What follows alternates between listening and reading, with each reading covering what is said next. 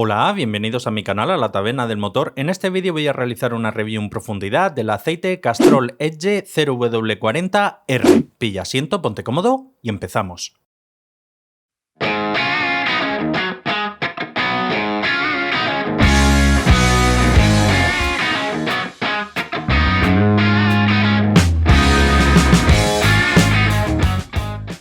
Castrol es un fabricante de lubricantes sobradamente conocido que pertenece al grupo BP y este modelo que vamos a analizar, el 0W40R, es fruto de la actual alianza que tiene junto con el fabricante de vehículos Renault.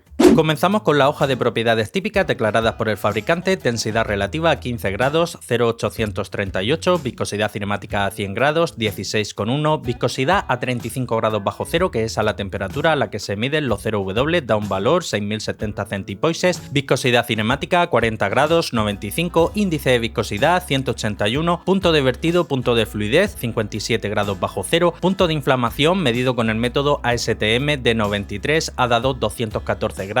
Recordar, este método es con la copa cerrada. Hay otro método el cual estamos más acostumbrados a ver en las fichas técnicas, el ASTM de 92, que suele dar en torno a unos 15-20 grados por encima, y en cuanto a la concentración de cenizas da un valor 0,79, que con esto podemos intuir directa o indirectamente que se trata de un aceite denominado Mid-Subs. En cuanto a las normas oficiales de homologación de fabricante, nos indica que homologa la norma Renault RN17 RSA. En cuanto a la hoja de seguridad, que es el documento en donde los fabricantes tienen que indicar si han utilizado algún tipo de compuesto que está considerado como potencialmente tóxico, aparecen unos CAS 6803701-4 con una concentración comprendida entre un 10 y un 25%, se trata de aceite base PAO, y aparece otro CAS 157707-863, también con una concentración comprendida entre un 10 y un 25%, y nuevamente se trata de aceite base PAO, perteneciente a la base grupo 4.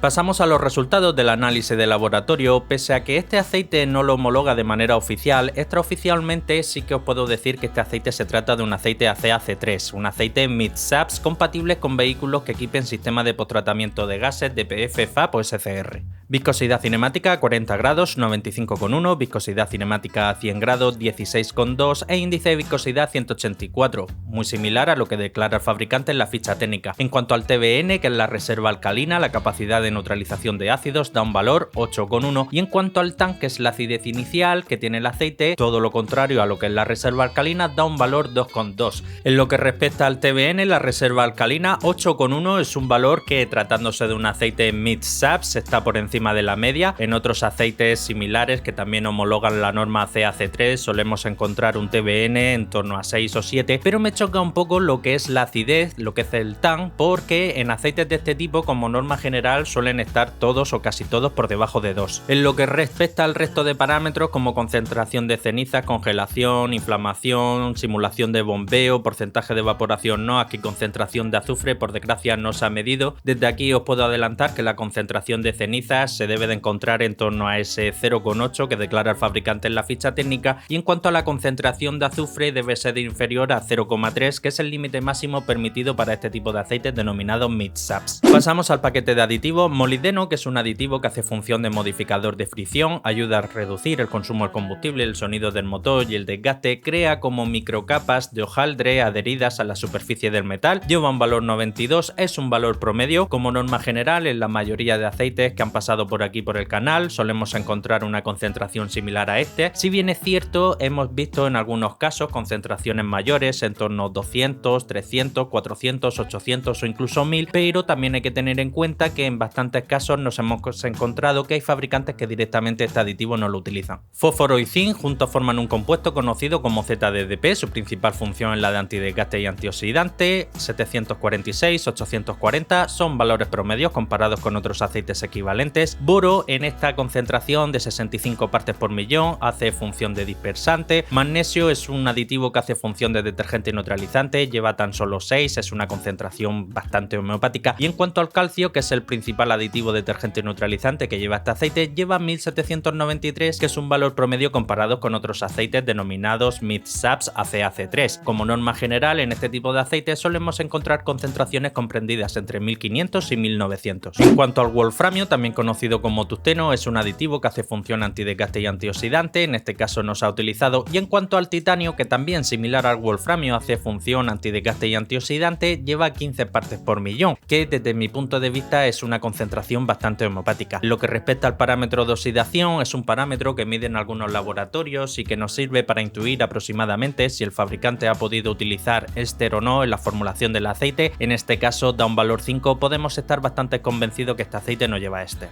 Aprovecho para recordarte que si te gusta la temática de mis vídeos, no olvides suscribirte y muy importante darle a la campanita, para que así seas el primero en enterarte de todas las novedades que traiga el canal.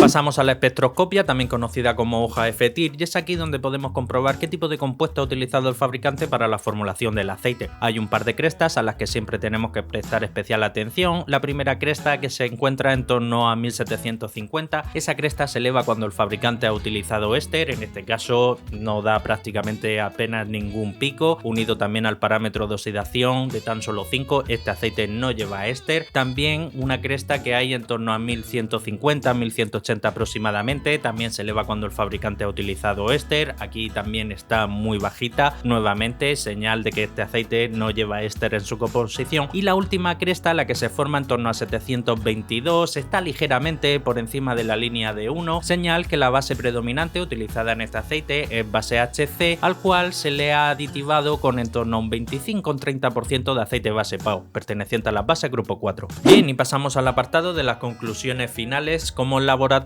no ha realizado toda la batería de pruebas que nos hubiese gustado, no voy a poder opinar sobre todos los detalles técnicos de este aceite, solo voy a poder opinar sobre las pruebas que sí que se han realizado. En cuanto a la base utilizada, es una base predominantemente base HC, con en torno a un 25%, quizás un 30% de aceite base PAO, es una base muy correcta. En lo que respecta a las propiedades químicas, lo que es la reserva alcalina, me ha chocado un poco que está por encima de la media, es un buen valor, en torno a 8,1. En aceites de este tipo, denominados AC/AC3, como norma general, la reserva alcalina suele ser un poco más baja, pero también me ha chocado un poco lo que es la acidez inicial, que ha dado 2,2, cuando como norma general en este tipo de aceites, nuevamente indico que este aceite se trata de un aceite AC/AC3, suele estar algo por debajo de 2. En este caso, pese a que la reserva alcalina es algo más alta de lo normal, al ser también su acidez algo más alta de lo normal, pues podemos decir que las gallinas que entran por las que salen.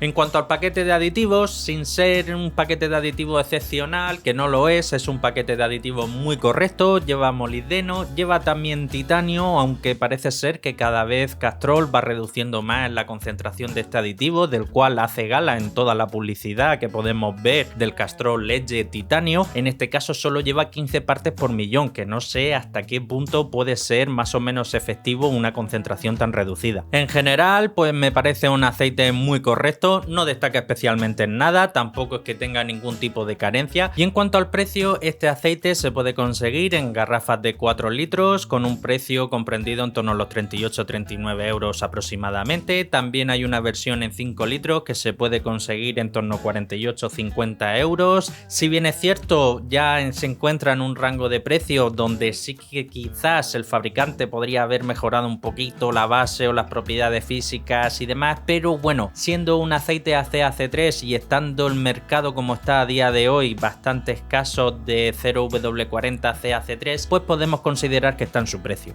Y hasta aquí el final del vídeo. Dale like si te ha gustado, compártelo, que de seguro tienes algún hermano, un primo, un cuñado, un vecino, un compañero de trabajo que como tú también se ha aficionado a la mecánica. Desde aquí dar las gracias a todos los taberneros que mes a mes estáis apoyando al canal, y si quieres seguir estar atento a todo lo relacionado con el mundo del aceite del motor, suscríbete, dale a la campanita y nos vemos en el próximo vídeo. Un saludo.